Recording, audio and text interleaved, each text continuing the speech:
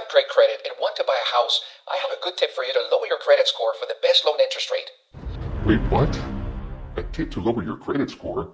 You see, starting May 1 of 2023, homebuyers with good credit scores will face higher mortgage fees, which translates to higher monthly payments, higher rates. The plan is designed to help people who have historically faced obstacles to homeownership. It comes at the cost of negatively affecting buyers who have worked hard to build a strong credit and to save enough money for a larger down payment. This new government rule penalizes you and me for having a good credit score, and those who accrue debt and are less mindful of their financial obligations get rewarded with cheaper loans. Look, I'm all for everyone having the ability to buy their piece of the American dream, but it is unfair to have those who have worked harder and are more responsible pay the price. What do you think? Now I have some good news, and especially for you home buyers, and that is that mortgage rates have been trending down for the past 6 straight weeks. The bad news for the home seller is that 71% of home buyers, they're saying that they're not willing to take a mortgage rate that it's above 5.5%. And though we have dropped from 7 to about 6.25, it will be a while before we see a 5.5% rate. A recent survey shows that 61% of Americans will run out of emergency savings by the end of this year, and the majority of them have little to no retirement savings at all. Additionally, almost 70% of those surveyed said that they're not able to save money because of inflation.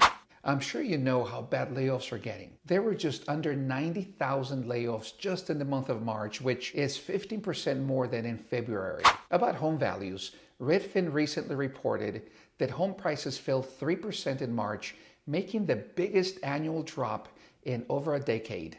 Obviously, this 3% drop is an average of the entire country, meaning some areas dropped a bit more and some a bit less, and of course, some haven't dropped at all. But regardless, it's important to pay attention to this information as it's really a good indicator of what's going on. My advice remains unchanged. If you're a home buyer but can wait a bit, wait. Rates should stabilize a little lower in the near future, and based on the overall economic outlook, home values should continue to decrease in most markets. But if you have to buy, make sure you're comfortable with the monthly payment. Be fairly sure of your income and job stability, and get yourself an expert broker to help you negotiate the best terms for your new home. Now, if you're a homeowner considering to sell but don't have to for at least the next 3 to 5 years, don't sell. But if you must sell, do it now. The longer you wait, the more equity you're losing, and of course, call me.